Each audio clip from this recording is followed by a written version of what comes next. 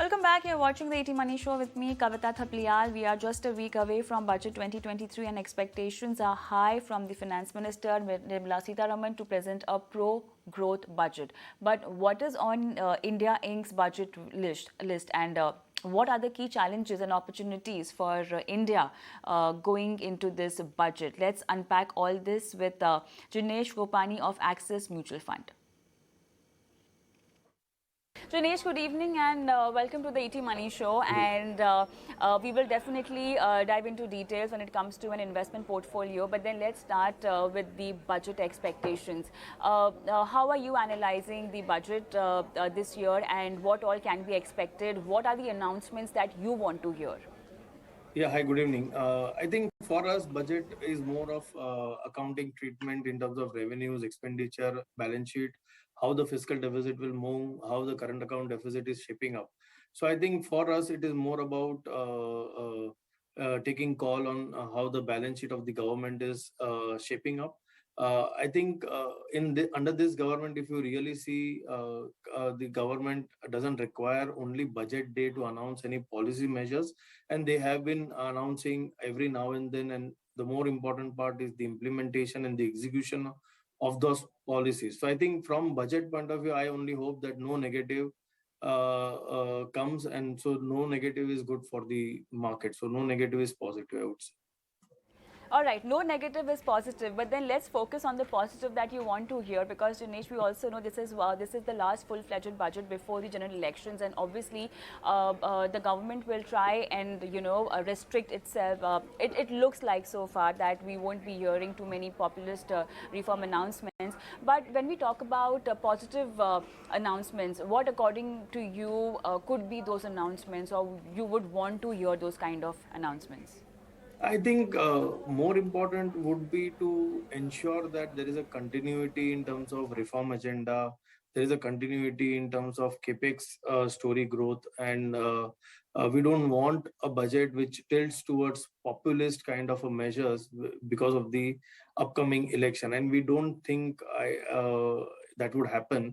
But I think the more important than the positives would be negatives. So let's say if the budget is more populist in nature, then I think there would be some setback. However, continuing of the reform, continuing of this infrastructure-led growth story, I think should be seen as positive, I would say.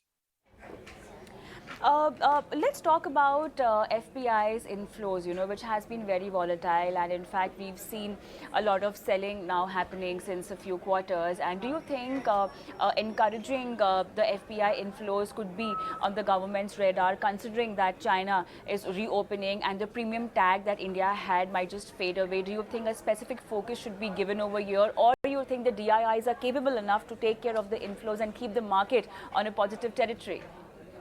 No, I don't think when budget is made, people look at the market and give market that importance. It is more about understanding how the reform story will take place and how the fiscal deficit path will be done by the government. So I think anything positive from FPI point of view will be positive for the market. But having said that, if you really see last 2-3 years, even during COVID, you had record FDI flows coming into the market, which is more strategic money and more long-term money in that sense. So I think you are right that FIIs have been continuous selling from the Indian markets, and we would require them at some point of time if we need further growth, because that is how companies can raise capital. There are QIPs which happen, and hence you require both sides of the market, which is FII and DII. But my feeling is, I mean, frankly, I'm not privy to anything. So anything positive from that angle will be taken very positively from market point of view. However, there is no major expectations, at least from our point of view. Jinesh, talking about announcements like, giving a push to the export sector, controlling the fiscal deficit, PLI schemes, and also divestment that we cannot miss. Do you think any announcement on these lines would impress the market, or the market is actually anticipating a crucial announcement on these lines? No, again, if I may say that already these policies are in place. I think just continuing those policies and let's say giving some more fillip to these policies will be more important. So, for example, on the PLI side, if they increase number of sectors or they increase the budget allocation, I think that would be construed positively. So, on the capex side, if they continue the growth momentum, I think that would be construed positively. So, I think all in all, I would say already lot of measures, lot of reforms have been taken by the government over last 4 5 years. It is just the continuity which is more important, which leads to good implementation and execution of these policies. So I think more, I would be happy if there is a continuation in the growth path. Jinesh, now let's focus on the market movement, and in fact, the coming quarters would be very crucial for corporate earnings.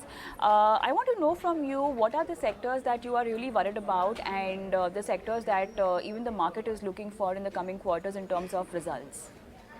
Yeah, given the global backdrop where US is moving into mild recession, Europe is slow, China is already they have reopened from the zero COVID policy. But generally speaking, from a longer term trajectory, it is also going into a slow growth mode as compared to what they used to do 5 6 years back. So keeping that in mind, I think clearly export related stories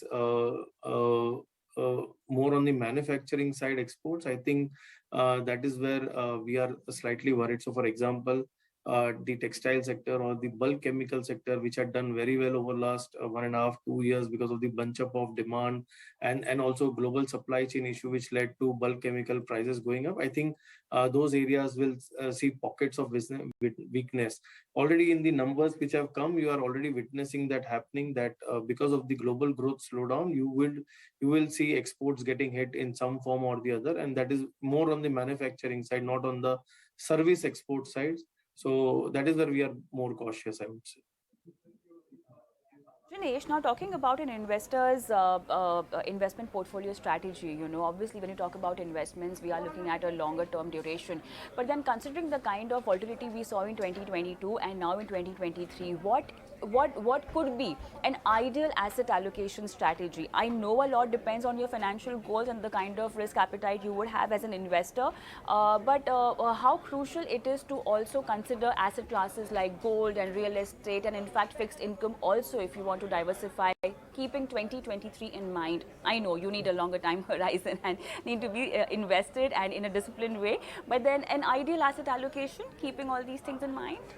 I think ideal asset allocation, keeping all the global backdrop and the slowdown in mind, plus the volatility around asset prices. I think out of 100 rupees, I think 20 should be in gold, 30 40 should be in fixed income, and balance should be in equity. That is what I would say, given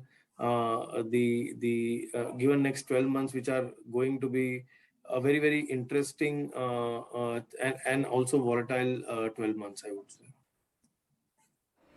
Now, during these tough times, where the market is typically dependent a lot on the global factors, not that we are not strong on a domestic front, but then we also see an impact of the global triggers.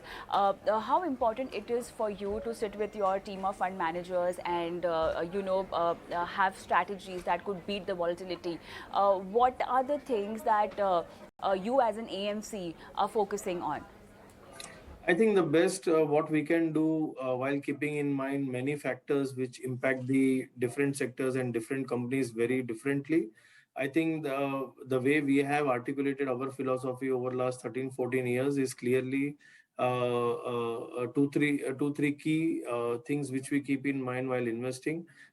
First and foremost is the corporate governance of the company. The idea is not to go wrong in that. Second is look for companies which are in scalable sectors and run by strong managements. So execution on ground is really important. Then the storytelling. Eventually, markets are slaves to earnings growth, and hence the businesses should compound at a reasonable pace and should be doing better than the industry averages. So either you buy leaders or you buy probable leaders in the space, and ultimately everything boils down to growth, ROE, and cash flows. and we are looking into a company on a granular basis. We are looking at sectors on a granular basis to ensure that whatever companies you choose, 1, 2, 3 companies per sector, I think they have all these characteristics to ensure that there are no major accidents on our long-term growth trajectory. And as businesses or as business managers, they should be in a position to understand different cycles pretty strongly and have their strategies in place. So that is how we look into bottom-up stock picking and with long-term orientation. Jinesh, now looking at the momentum that we saw in last 2 years, in terms of equity participation, which has gone up. Now the volatility has taken over. Now for all the new investors who were really seeing a lot of gains in their portfolio, somewhere down the line they might just lose confidence if they are not aware of the market conditions and how the market pans out. I want to understand from you, what would you want to say to those kind of investors who are maybe coming into the market for the first time, witnessing volatility and these kind of economic concerns globally? Any losing steam in the momentum? Do you see it happening? See, I think the most cautious sign, if I may tell you, is the rise in futures and options turnovers, which have happened over last 12-month period, and which is bit unnerving, I would say, because large part of that participation is through retail investor. And one thing one should keep in mind that India or any market is not like a casino market where every day you put money and take bigger risk than what you can chew, and you make money on an everyday basis. There can be setbacks, and setbacks can be pretty big, and which can wipe out your portfolio if you go wrong in any of these derivative positions, which are like very highly leveraged positions. So my advice would be, if you know that market well, then fine. But if you are just participating because others are also participating, it is more of a herd mentality, then I would want you to be cautious. And the best way to participate from a long-term trajectory is through mutual funds. And I think one should have that discipline of investing into long-term wealth creation products as compared to near-term products. Long-term will create wealth for you. Short-term will create money for you. One last question to you: your outlook on gold and real estate. Tough to say. We are not expert on that, but the way, as I said, global backdrop is looking like, gold should do well. Real estate, I would say, it is more of a more difficult market to understand. But general sense, what we get is demand is strong. Land prices, at least in certain states, are going up, which generally is good for the economy. All right, Jinesh, thank you so much for being a part of this interaction Thank and you. helping Thank you. our viewers today. Thank you so Thank you. much. Thank you.